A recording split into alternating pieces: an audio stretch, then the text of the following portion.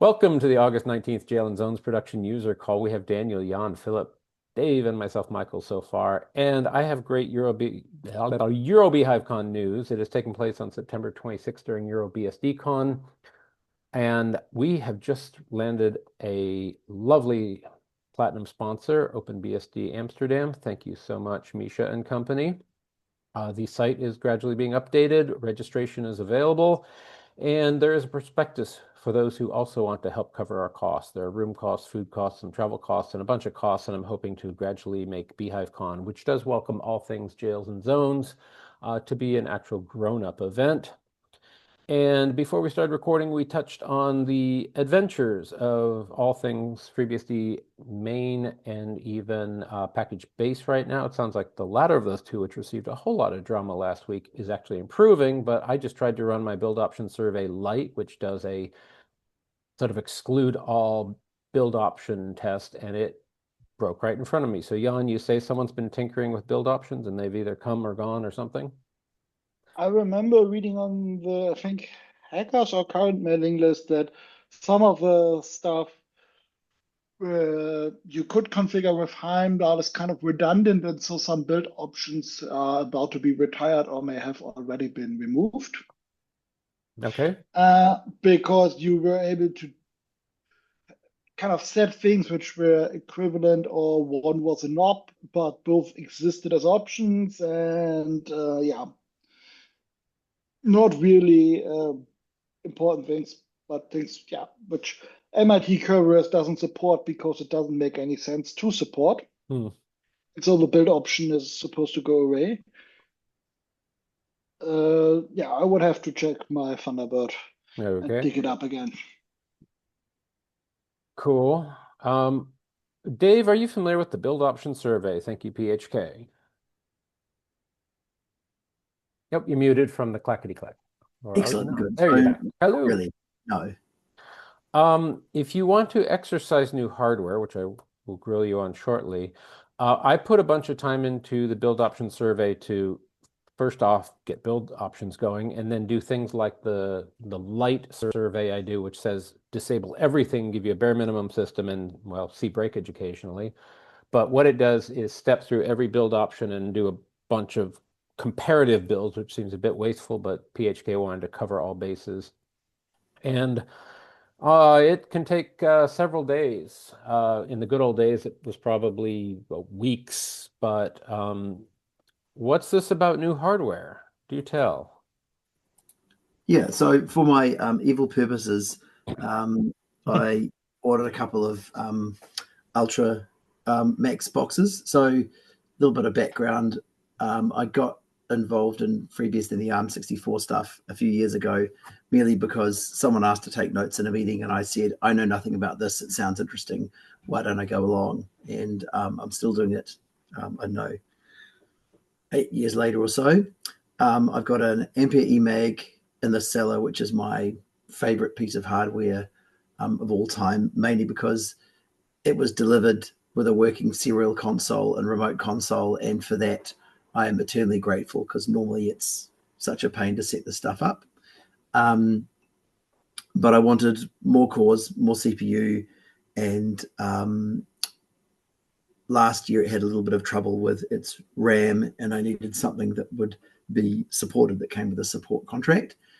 And as Michael's writing there, the other downside is that the networking, so the Beehive doesn't run on this, on my old Ampere. So one of the other FreeBSD committers, Michael Tuxson, has an Ampere Ultra in his network. And so after getting a couple of D messages and comparing some notes, I ordered a box that's from a different vendor, but the same sort of hardware. And they finally arrived. There were two complications. One of them is somebody introduced some tariffs, and that caused some problems with delivery timeframes. So it we were aware that it might take up to 3 months to get them shipped, and finally they arrived. after I left on holiday, despite coordinating that. So my only complaint with the supplier is, hey, you could have done that better. I told you when I was going away on holiday, and I was really lucky that I managed to organize someone to be here when they arrived. So why would you buy all this hardware? So there's two things. The wider picture is that I have this side project where I want to provide two sort of specific things. The first one is a BSD flavored home on the internet. So a place where you can deploy your software and then later on go, actually, you know what? I want to self-host this. I'm now ready to self-host this myself, and we should be able to help you do that. So instead of going, we're going to lock you into our platform, to actually make it easy to self-host. And this might be things like providing a load balancer that knows if your little local network is down, that we should send the traffic somewhere else, maybe. To provide the recipes for the things that people want to use, like a blog or something like that, using Podman containers. So very similar to what people would get with Docker style stuff today, but BSD flavored. And so you can contribute or use your own containers. And then when you're ready to self-host yourself, you can just use exactly the same containers because they would be open source and publicly available to run your own stuff. We started off last year working on the DNS reselling part of it, because that's the very first piece. You need the DNS name, and the goal is to keep adding pieces based on that. And we're at the point where we've been running for probably 6 months now, privately, while we finish the DNS side of things. And I don't want to run it on VMs. So the goal from a privacy perspective is that we own the hardware. It's based in the EU. We respect the GDPR and not just lip service. We actually really do deeply care about not collecting your information and not storing it in plain text file systems in an S3 bucket for all time, that type of stuff. All open source as much as possible. And over time, the goal is to convert this from being a for-profit enterprise, because that's easiest just to tack it onto my business. It makes things like taking money is really easy when you're a business. You can go to a provider and they say yes. And when you're a non-profit, it becomes very difficult to get set up. But the goal is eventually to turn it into a non-profit, so that things like the last company I worked with that did this sort of stuff got an offer they couldn't refuse and turned a really good company into just another part inside a large conglomerate. And we're all aware of what happened with Gandhi. It's very much the way things evolve. So the goal is set up as a non-profit, and that way we can ensure that it stays open and that it remains focused on community rather than capitalism. Yeah, so my politics leaking a little bit here. So is Gandhi a good example or a bad example? That's a great example of that. Okay. Got it. Thank Gandhi you. was very pro open source, and then got sold, new management, and they jacked the prices up for their domain stuff along with everything else. So many people's domains would double in price because moving them is hard. Yeah. So for the hardware side of things, the bare minimum we need is a cluster of 3 nodes located in different data centers. And that provides us with sort of consensus algorithm, what we call strong consensus, where you can guarantee the availability of infrastructure, even if one of the nodes is unreachable or down. And we have to have some fancy network plumbing to do that. The network plumbing, originally I was planning to use name fart for a second here. Who was it? Equinix, because they have a great model for doing all the hard BGP stuff for you. But they closed down their cloud business in favor of chasing AI profitability. And I haven't found the perfect provider to replace that at a price that I like. NetActuate has all the stuff I need, but they have a sort of a $2,000 a month sort of minimum spend for that, and that makes no sense. Like after 3 months, I can buy my own hardware. So we're going down the path of doing that stuff ourselves, and I've got a provider who does both Vienna and Amsterdam and potentially Frankfurt if we want to use it for that. And the first stage of this is deploying these two servers, one in Vienna and one in Amsterdam. So they're reasonably big. They have 128 cores, no shared cache. So each of the CPU cores is nice and fast. And because it's Ampere, the power budget for this is astonishing. At full load, they run about 120 watts. So that's about 1 watt per core. That will increase a little once I throw more and more disks in it. But at the moment, NVMe storage, it's 120 watts for 128 cores is incredible. My desktop uses more than that. So that's really something. And that's the big attraction for general hosters, really, for hardware. So the Podman container side of this piece, the service part is not ready yet. So these things are going to be deployed running two very small applications, one a DNS one and the other one some domain infrastructure. So very much over-spec'd for that. And if I try now, let me see how I do this. I think I can join from here. And then I can show the pictures. Or can I get the pictures? How do I get the pictures? This is one of the complex problems in computer science.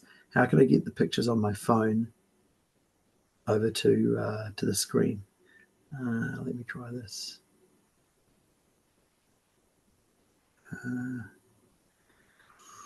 Very tricky.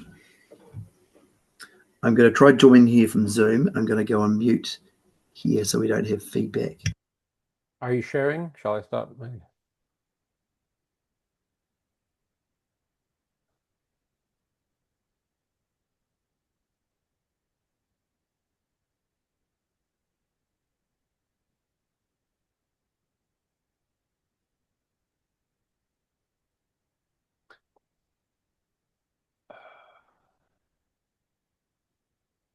And while you do that, I will mail you something to try on your eMag if it's within reach.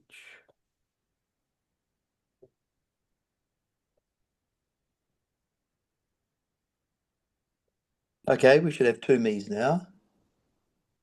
And audio. Two me's. I see. Yes. Cool, No right. video yet. Yes, 2 U's.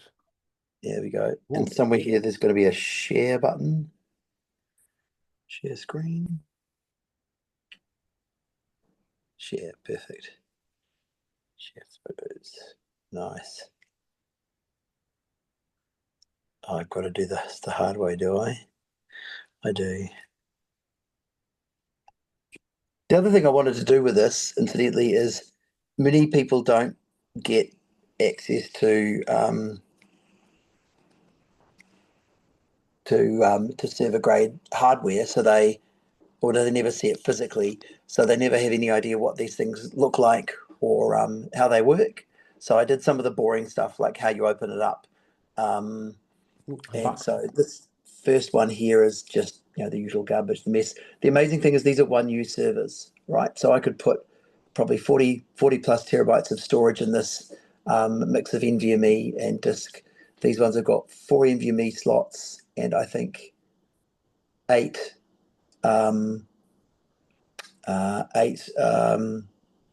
slots for 2.5-inch disks. So 40 terabytes would be trivial to fit in this, and you could probably now go 4 or 5 times that if you spent more money. So they really don't take up any space at all now. And what I really like with these, this is a gigabyte motherboard or gigabyte server case, and the instructions on this to get it open are as good as my old Ampere box, so I'm pretty pleased. And there's a spare 10G fiber switch that I have in the basement. These things are super cheap and they're fanless and they come from fs.com, so they're not great, but they're really good for home stuff. The fanless thing is absolutely awesome. And they've got 14G uplinks and whatever it is, 24 1G ports. So perfect for this sort of use case here. And there's this photo is upside down. Can I turn around? We can't turn this around in Zoom, but that doesn't matter. There's this little button on the right, and you push that down, and then the case just slides open, and the screwdriver is there to show you that there is a safety screw to prevent And it there's being a screw. open Good. in transit, which I didn't read the instructions because who does that? And it took me a couple of minutes to realize that maybe that screw was significant. That is a rite of passage. Or you just try to open it and it won't open despite it being obvious how it opens. Okay. Yeah. But then it's good So to know that stuff. obviously you drill out the screw. Yeah, I got out the hammer and chisel, and that screw was sorted. It's not going to tease me again. And around the back, there's two of these little knobs that you got to take off before the case slides off. Okay. Then the magic button, and then it just sort of cantilevers up, pretty straightforward. And then after that, inside it's the usual sort of stuff Like here. every other 1U server case. Yeah. So what I'm going to do is switch to my headphones here so I have better audio. Are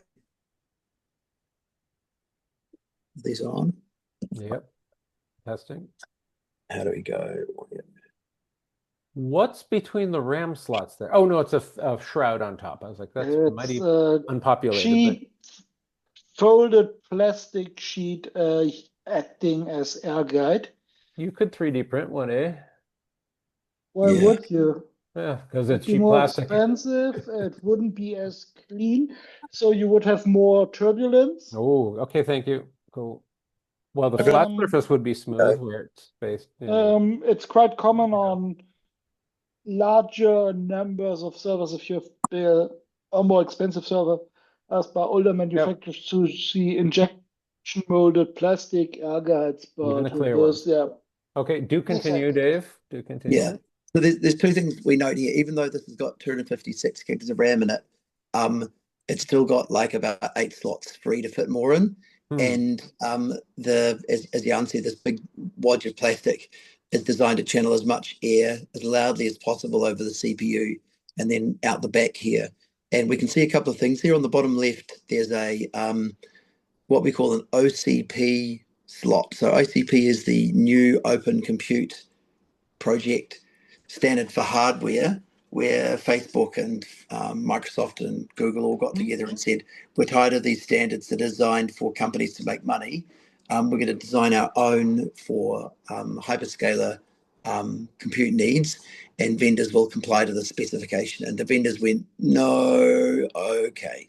We lost that battle. Exactly, basically, I deliberately didn't put anything in the slot because all my stuff, at least my networking stuff, is secondhand 1025 and 100G NICs. And then on the right here is a slot where we're going to put in, it's a daughter board slot, as that most of you probably know. We're going to drop in a 100G NIC. So, well, it's on the phone, isn't it? So here is, I think this is a 10G NIC, but in the end I put a 100G one in. LCO, okay. Yep. Yeah, and nice Chelsea stuff. So I'm super glad I've got this secondhand from a European company that specializes in breaking up servers and then selling them off as spare parts.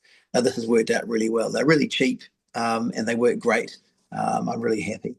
So if anyone in Europe wants to do that, go for it. The thing I wanted to show here is this annoying, what do we call these pieces? The sort of PCI slot that you take out has a different length for daughter boards. And I think I've got a close-up one here. We can see that these annoying little pieces are different for every card vendor. So you can't use the Chelsea IO long and short slot on one. And to get these, what you need to do is contact Tom Jones, who always seems to have spare parts like this, and ask him very nicely. And so he sent me these two parts here for this. The longer ones, ironically, and that's what I need to put the shorter ones on these in the server. So off they go. Bit of a close-up on that. We don't care about that. And then there's nothing exciting like putting them in, but then it's cable time. And I don't know if there's standards for what colors to use, but I use yellow for uplinks, green for LACP stuff, and blue for things that go between network infrastructure. So I guess we would call that trunking or something like that. Keep it simple. And then finally, it all ends up here. And what do we got on the top? The top sort of orange light is the FreeNAS complaining that I yanked its network card out to use, network cables out to use on the Ampere stuff. And there's also a little 1064 router to the left of it. And in the middle, we have the power cables and the switch, and then the old eMag. In hindsight, I should have done this differently. It's one of the things you learn. The right place for the power cables is probably the top, so they hang down out of the way. I don't know about that. But the network one definitely wants to be higher up. And the servers then have space for sitting between them, so have a bit of space between them. And the two Ampere servers, or the new Ampere ones, are these nice blue and red ones at the bottom there. And then underneath is my very old 10-year-old desktop, which served me very well. And now is where do we test package-based stuff? That's where we test package-based stuff. I think that's the last one. I should have taken a picture of the back, because what I didn't show in these ones is we don't see it now. I don't see it here. I think we do see it at the back, around the back here. These ones have the 100 gig network cables, the black ones at the back there, going between the two boxes. And that's my final plan, is enable SRIOV, which I've already tested on these cards, using it in the older eMag, and then see if we can assign one of these to each Podman jail. I know I can do it directly with normal jails, with jailcomp stuff, but I want to see if I can do it with Podman. Yeah. Anyway, there we go. So that's kind of fun. And the end result for this is going to be two of these in Vienna. There's two data centers in Vienna I can use, so I can put them in different ones, and one of these in Amsterdam, or maybe the other way around. The big advantage of Vienna is it's like a 15-minute chill bike ride for me down to the data center to go and poke things if I need to. Whereas Amsterdam is a little more involved for a bike ride. But they're both lovely. It's all downhill from Vienna. What's that? Amsterdam is all downhill from Vienna. Maybe. Maybe not all downhill. Yeah. Anyway, let me quit the phone here and join back our other one. Okay, so questions. Did you find color coordinated 10 gig or 100 gig cables? Because that could be a challenge. Well, they aren't going to be. They're just going to be back to back in the server anyway, so that won't matter. Point blank. Okay, cool. And yes, Jan? normally fiber cables are color coded for the grade of fiber, like OM3, OM4, and so on. So you won't get them just in random colors, but just put a proper clip on them if you want that. Yep. I'm being. And LLDP is your friend. Yellow labels on them, actually. 1 and 2, boring stuff like that. Yeah. Do you have a purchase link for such systems? Should one want to explore? Yeah, so my twofold for this. Anyone who wants to can email me, and I will email you my bill of materials and informally let you know how much I paid for them. It need not even be that intimate, but just broadly, how do we promote these fine folks? And I'm hoping to persuade the company that they should, that I bought them from, that they should do a small sponsorship for EuroBSDCon, because other people are interested in this as well. Yeah. So the only remaining thing I haven't checked, which I should get around to today or tomorrow, is to confirm that Beehive works on this, because that was one of the main reasons for not using my eMag, is I needed the Beehive stuff. So, so my old Thunder X is my most reliable ARM64 Beehive machine. I've plowed a bunch of time into the honeycombs and an Ampere, and oh my gosh, I can't get FreeBSD to boot on the Ampere, and wow, the ASRack support and tools are somewhat terrible. I'm surprised your eMag does not support it, and I've sent you by email some syntax to try. Please give that a try, because I'm surprised. Cool. I can actually show you exactly what these look at in a minute here. So okay, cool. Let's have a quick look. So I very much want to have an ARM64 Beehive report for EuroByvecon. I do.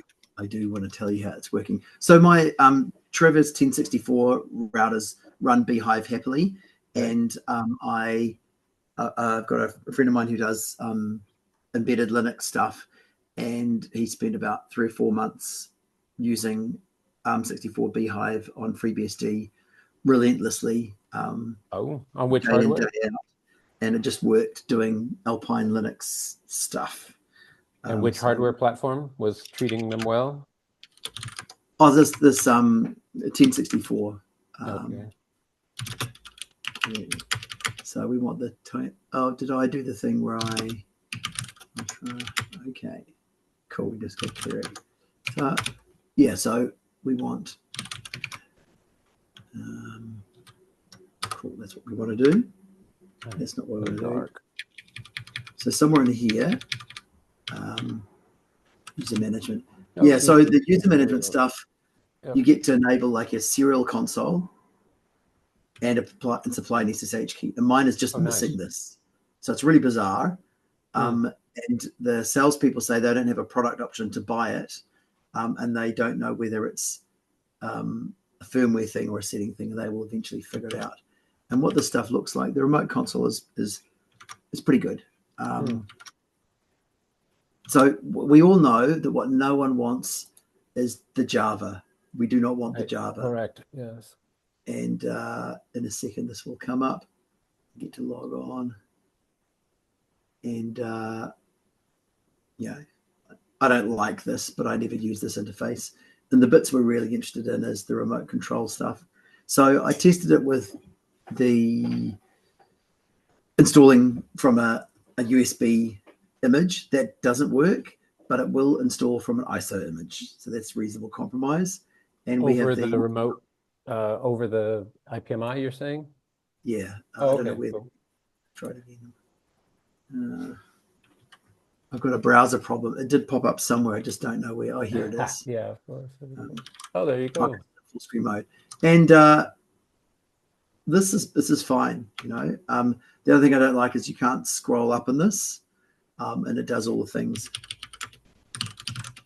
Have you tried to use the keyboard? You can make visible if you click on keyboard. Does it have a virtual keyboard? I hope so. It should. It does. Like you can do send keys because all the stuff here. Yeah. But what about the full keyboard? Maybe you can do that nifty like Control Alt K or whatever to scroll up on some machine. No. Page up, page in. No, it looks like that doesn't exist. Maybe under options. Yeah. Is your keyboard correctly detected? Oh, I had to change it from German to English, but yeah, it all works fine. And the only other thing that's worth having a look at is a serial over LAN thing. I think I have some font problem on my PC. I've got to try it on a Mac, something a little more prosaic. And can you SSH into the BMC? Yeah, not yet, but I'm sure this is functional. I just don't get it yet. Well, this looks a lot like the AS-RAC stuff, and then in that case, you should be able to click on the burger menu. Yeah, exactly. It's not in the burger menu, unfortunately. So this is super annoying. Under settings. Yeah, trust me. SSH service. Yeah, and I'm sure you've done a port scan of it to see if 2202 so it does and SSH, but no password. So the daemon isn't listed here, but it's definitely running. And when you go to users, normally you'd expect to see in user management. Oh, pretty. Let's put Very one here. pretty. This one here. Somewhere down here, this channel here should have should actually say serial rather than channel 1, channel 2. And down here, and adjacent to email, it should have SSH and SSH key, and it doesn't. So this is where it should be. Maybe that feature is just not enabled. Well, listen, is there a license option for it? They don't think there's a license option, but they don't know why it is. And I've spent probably a good hour or so searching through all of this. Most tellingly, there's no SSH stuff in here, but this is not bad. Is that the latest firmware? Latest firmware but one, so it's pretty recent. It does have the security fix for the remote code execution bug. which is pretty nice. Goodness, yeah. And the other thing I played with is, I've got the sequence threads here. Let's just do some redfish stuff. So I don't know if any of you have seen redfish. Not in the wild, but I'm told I might need it to update the firmware on my Ampere. So yeah, do tell. Especially. Yeah, so anyway, it looks like this. The things I've learned about redfish is, number one, everybody's implementation is slightly different. Ugh, okay.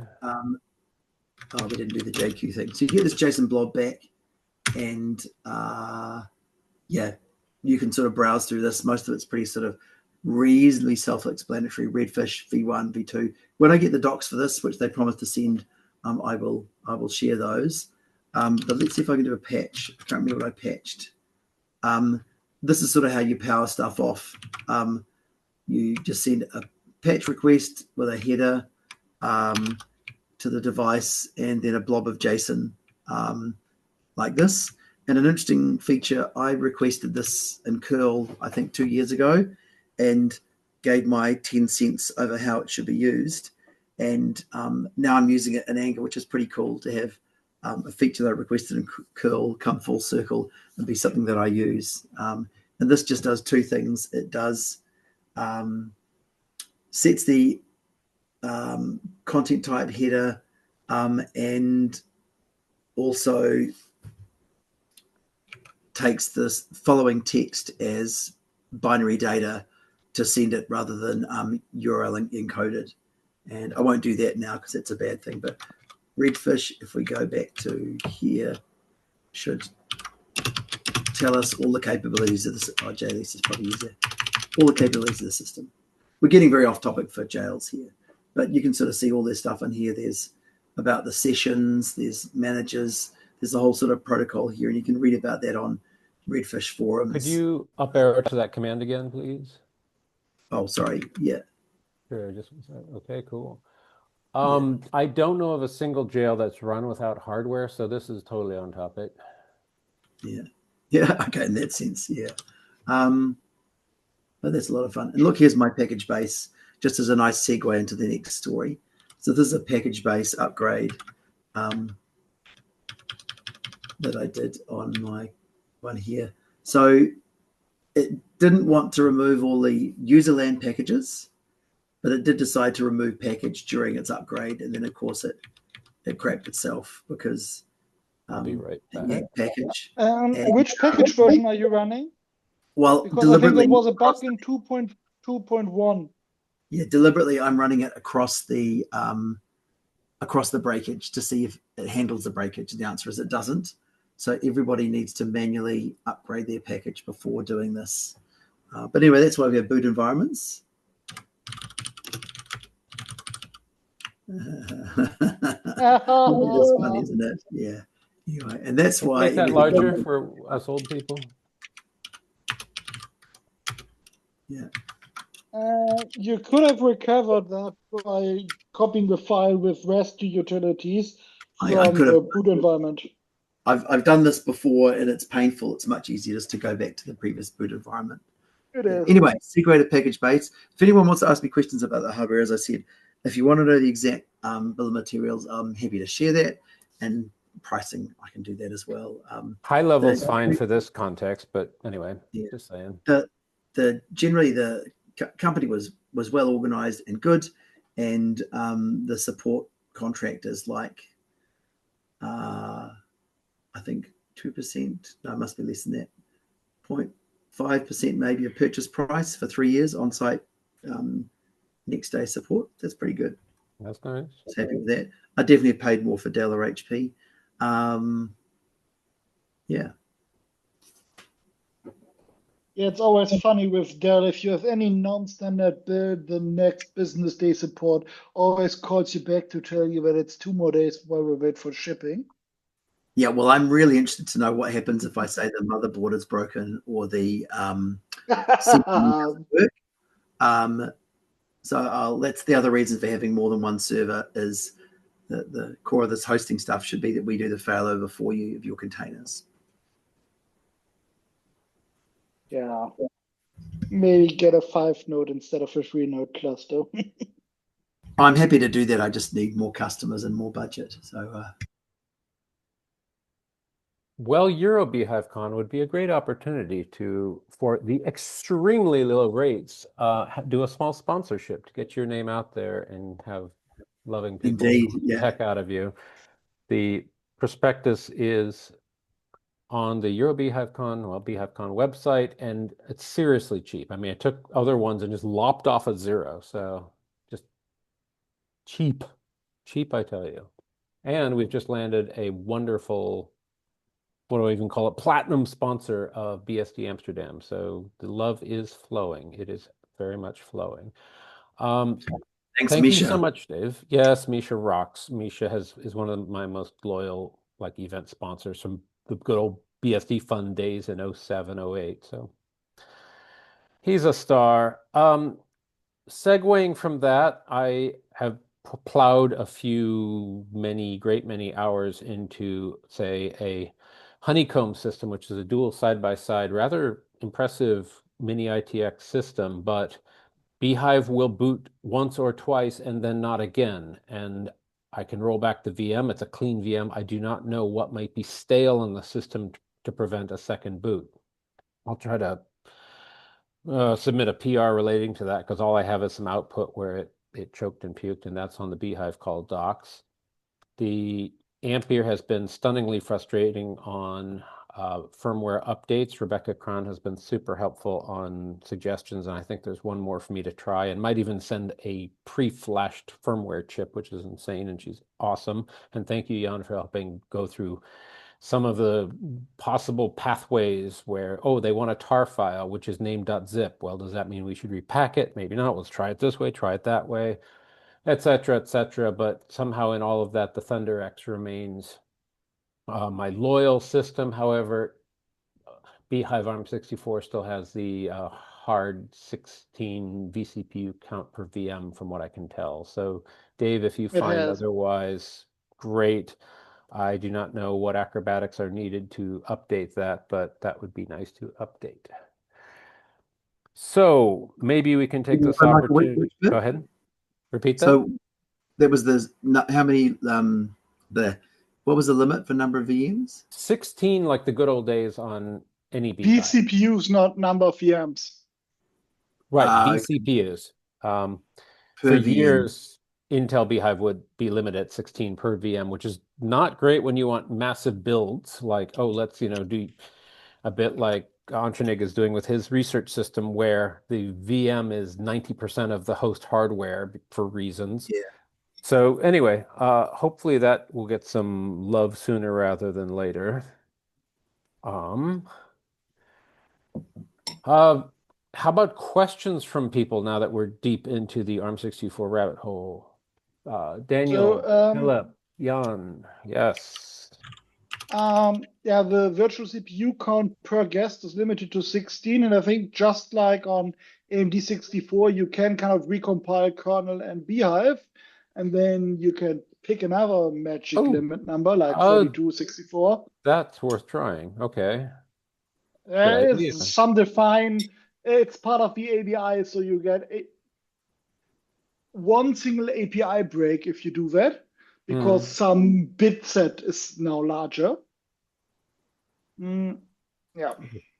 Talk about flashbacks. Yeah, I should try that. Okay, I will share, and I've been taking notes here. So again, if for the sake of the vendor, you have a, did it share? I don't think it shared. Just a high-level vendor link for your system would be great, but no worries, that can be out of band. Sure, let's go there. I will change tabs ever so briefly, and I will show you what I saw on the honeycomb systems, also kindly donated, like the ThunderX and the Ampere. I saw this, and if anyone has a clue what that could mean, great. But it would start booting, give me What U-boot. you saw is a dump of a register file, similar to what you would see on AMD64 or 32-bit Intel. It's just the register names on. So you have your link registers and ELR. I think it's the. Okay. So do you get anything beyond that? Because that's just It resets on me, synchronous. and I tried No, throwing. the synchronous board. Okay, that code, I don't know what that means. Is it a combination of some of the registers or not? No, it's not a simple combination of the register bits. And is this inside a beehive guest or does the host guest. crash? No, the host is fine. It will simply boot the guest a few times and then say, "No, I no longer do beehive." Like, what do you mean? So, I can't imagine what software gets corrupted on the host, but I could do a clean environment. Did you destroy snapshot, etc. the Yes, I VMM did. device in between? Yes, sir. So beehive control Yes. dash dash VM dash dash destroy. Yep. Yes. It's my second day on the job, not first. And you're booting with U-boot, not Yes, that's required UEFI. That's what was handed over from Mark Johnson and Company and Okay. Manu at one point and Andy. So there's my ARM64 news. So that said, let's hop back to jail topics. And so, Jan, it sounds like you're waiting on Jamie for some hopefully commits, and you found that which of the two patches mentioned last week no longer build on 15? The first one, which the other one depends upon. Naturally. Okay. So Jamie is working on adding a new file descriptor type called a jail descriptor, which is modeled after the process descriptor, which doesn't monitor a process but a jail, which is nice. But the problem is that sometimes you want to kind of learn about your host's new children, and that means you would either have to have a descriptor for prison 0, which is a bit wary of implementing because it kind of gives you a lot of control over the host unless there are safeguards in there. So he wanted to implement another filter. So this jail descriptor, you're not supposed to use the read or write filter in KQ, but with a new filter he also added. So we now have an event filter jail descriptor. Interesting. But the problem is if you create a new jail and the subscription you have is registered on the parent, like I want to learn if this jail creates new children, you must allocate memory to track that state, as in, has this subscriber been notified? Similar to if a process forks. Okay. And because of that, now he tries to implement it with with tracking by jail ID, and then if the kernel fails to allocate memory, you will get a notification that it failed to allocate the memory required to track your notification status, and then you have to rescan. This should be really, really unlikely to happen. And the fix is scan all jails once per lost notification. So yeah, it's similar to stuff you have to do for iNotify on Linux or KQ file monitoring, that if you have a queue overrun effectively, you have to poll once. Okay. And he's that not been available to join some of that, which is fine. I wanted to implement a proof of concept example how to use this API, which you just start it and it would tell you about changes to your jails. So basically, whenever there's a jail create, jail destroy, modify, or jail attach, you would get a shell script invoked with certain arguments or environment variables. So that you could do something with this event, like, I don't know, publish it to an MQTT broker for monitoring purposes or whatever. or just spam your log files, or put it in some kind of load balancer group, or lazily allocated an IP address, MAC address, whatever. Do something asynchronously in response to a state change. Cool. Well, hopefully Jamie can update us next week. I'm glad we brought this full circle to jails. Anything else at this time? Yes, sir. Casiba now builds on PowerPC. Oh, right. You mentioned last time that PowerPC has some some unique quirks. Are you anticipating any quirks on ARM64?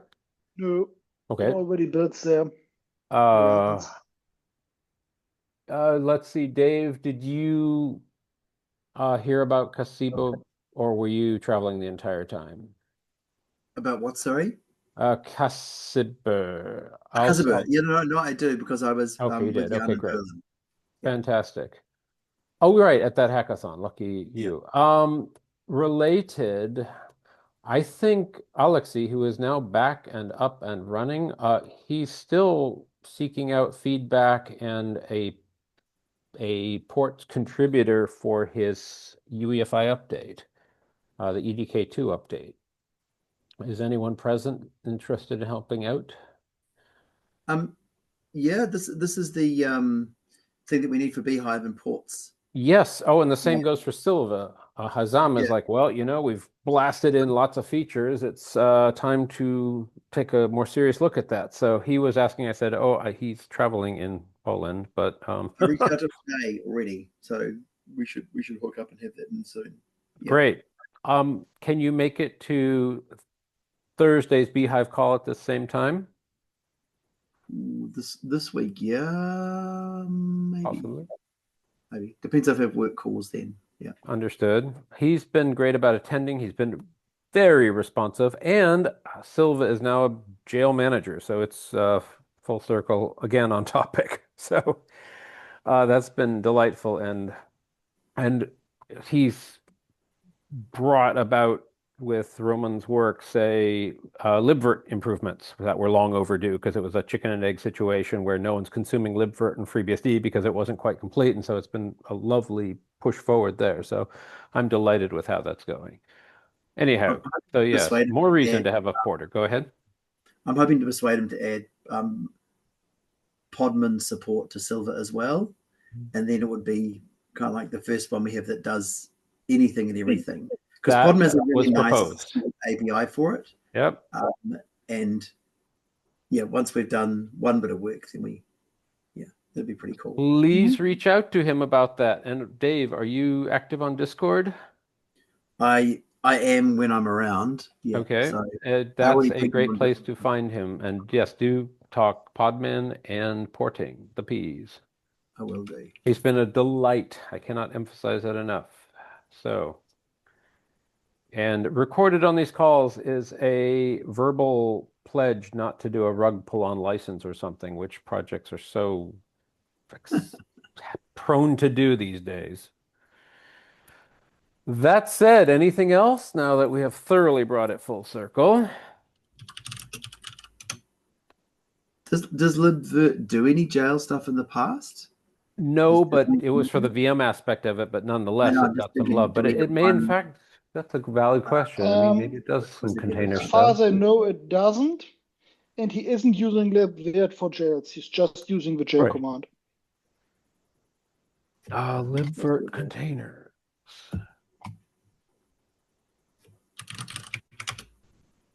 And I have a little spider that goes down and up from my lamp.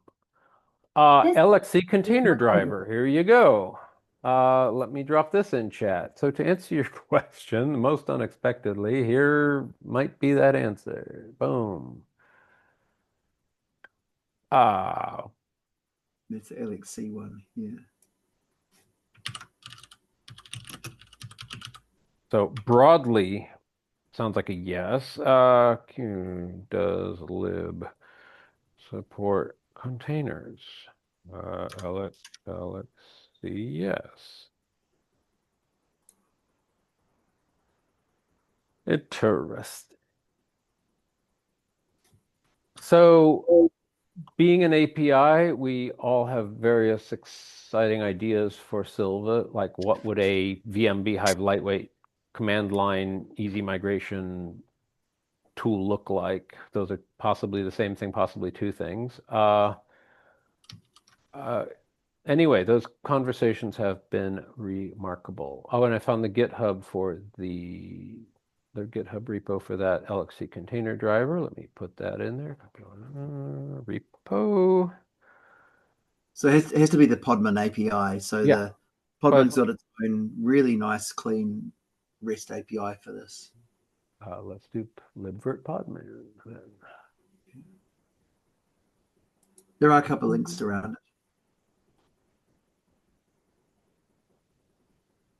Inside a container, yeah, no. But,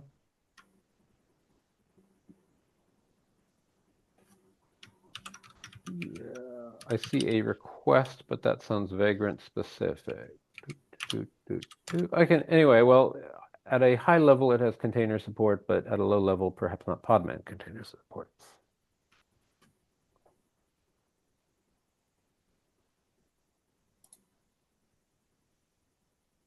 So, Dave, as our wizened traveler, would you like to have the honors? Oh, that's right. Yeah. Hit like and subscribe. Thank you, sir. Thank you, everybody. Thanks, everyone.